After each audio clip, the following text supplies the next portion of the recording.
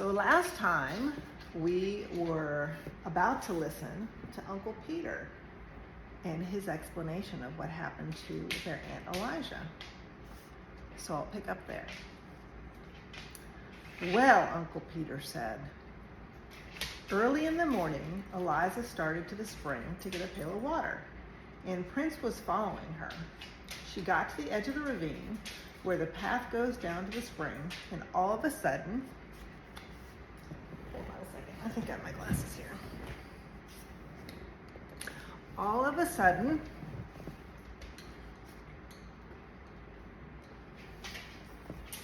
hold on,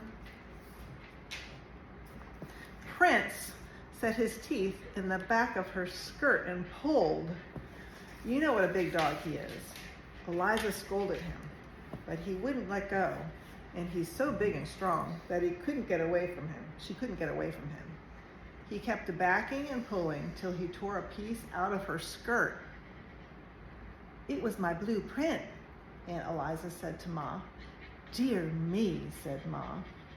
He tore a big piece right out of the back of it, Aunt Eliza said, and I was so mad I could have whipped him for it, but he growled at me. Prince growled at you? Pa said. Yes, said Aunt Eliza. So then she started on again toward the spring. Uncle Peter went on. But Prince jumped into the path ahead of her and snarled at her. He paid no attention to her talking and scolding. He just kept on showing his teeth and snarling. When she tried to get past him, he kept in front of her and snapped at her. That scared her. I should think it would, Ma said. He was so savage I thought he was going to bite me, said Aunt Eliza. I believe he would have.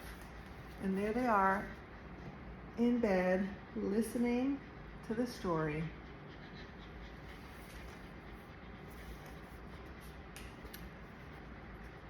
I never heard of such a thing, said Ma. What on earth did you do? I turned right around and ran into the house where the children were and slammed the door, Aunt Eliza answered. Of course, Prince was savage with strangers, said Uncle Peter, but he was always so kind to Eliza and the children. I felt perfectly safe to leave him there with them. Eliza couldn't understand it at all. After she got into the house, he kept pacing around and growling. Every time she started to open the door, he jumped at her and snarled. Had he gone mad, said Ma? That's what I thought, Aunt Eliza said. I didn't know what to do. There I was, shut up in the house with the children and not daring to go out. And we didn't have any water. I couldn't even get any snow to melt. Every time I opened the door, so much as a crack, Prince acted like he would tear me to pieces. How long did this go on, Pa asked. All day, till late in the afternoon, Aunt Eliza said. Peter had taken the gun, so I would have shot him. Along late in the afternoon, Uncle Peter said he got quiet and lay down in front of the door. Eliza thought he was asleep, and she made up her mind to try to slip past him and get to the spring for some water. So she opened the door very quickly, but of course he woke up right away. When he saw she had the pail of water in her hand, he got up and walked ahead of her to the spring just the same as usual. And there, all around the spring in the snow, were the fresh tracks of a panther. The tracks were as big as my hand, said Aunt Eliza. Yes, Uncle Peter said. He was a big fellow. His tracks were the biggest I've ever seen. He would have got Eliza sure if Prince had let her go to the spring in the morning. I saw the tracks. He had been lying up in the big oak over the spring, waiting for some animal to come there for water. Undoubtedly, he would have dropped down on her. Night was coming on when she saw the tracks, and she didn't waste any time getting back to the house with her pail of water. Prince followed close behind her, looking back into the ravine now and then. I took him into the house with me, Aunt Eliza said, and we all stayed inside till Peter came home. Did you get him, Pa? Asked Uncle Peter. No, Uncle Peter said. I took my gun and hunted all around the place, but I couldn't find him. I saw some of his tracks. He'd gone on north, farther into the big woods.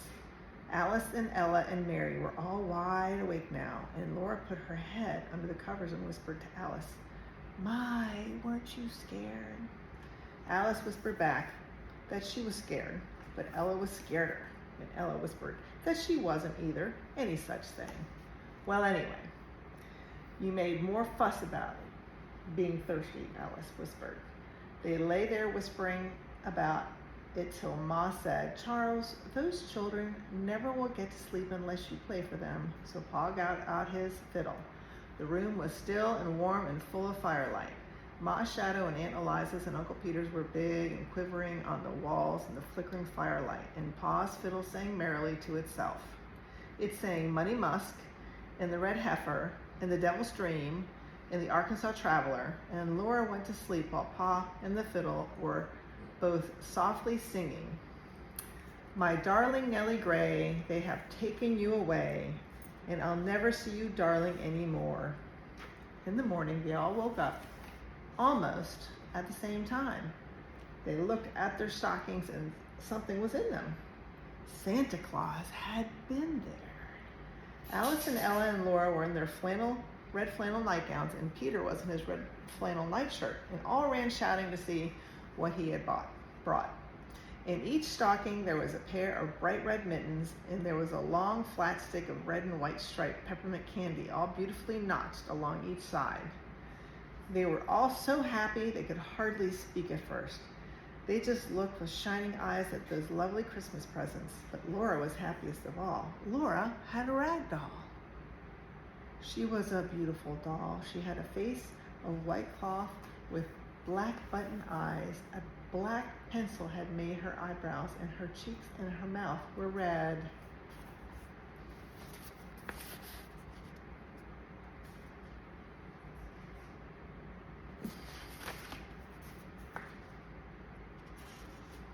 With the ink made from pokeberries.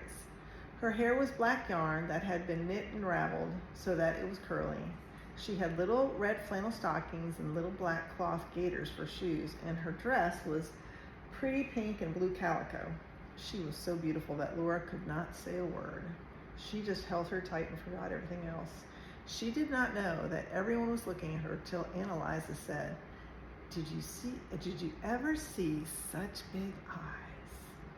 The other girls were not jealous because Laura had mittens and candy and a doll, because Laura was the littlest girl, except baby Carrie and Aunt Eliza's little baby dolly, Varden. The babies were too small for dolls. They were so small they did not even know about Santa Claus. They just put their fingers in their mouths and wriggled because of all the excitement. Laura sat down on the edge of the bed and held her doll. She loved her red mittens and she loved her candy, but she loved her doll best of all, and she named her Charlotte.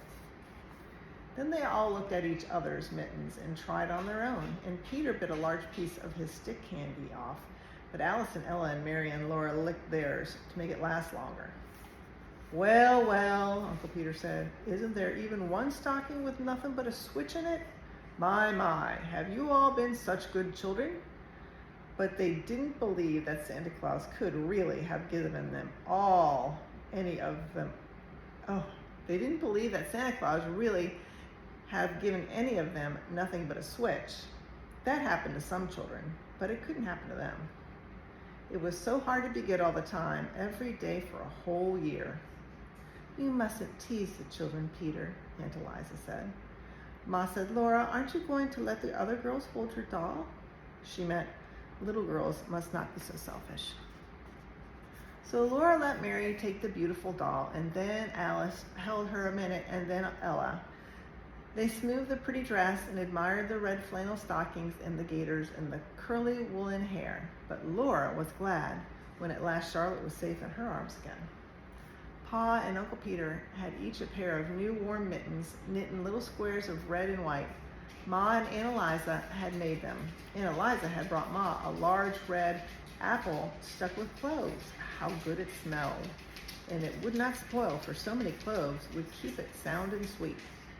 Ma gave Eliza a little needle book she had made with bits of silk for covers and soft white flannel leaves into which to stick the needles. The flannel would keep the needles from rusting.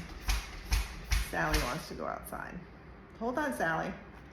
They all admired Ma's beautiful bracket, and Aunt Eliza said that Uncle Peter had made one for her, of course, with different carving. Santa Claus had not given them anything at all. Santa Claus did not give grown-up people presents, but that was not because they had not been good. Pa and Ma were very good. It was because they were grown up, and grown-up people must give each other presents. Then all the presents must be laid away for a little while. Peter went out with Pa and Uncle Peter to do the chores, and Alice and Ella helped Aunt Eliza make the beds, and Laura and Mary set the table while Ma got breakfast. And I'm going to stop there because I have to let little Miss Sally out. She's been scratching at the door. Grandma loves you guys. Till next time.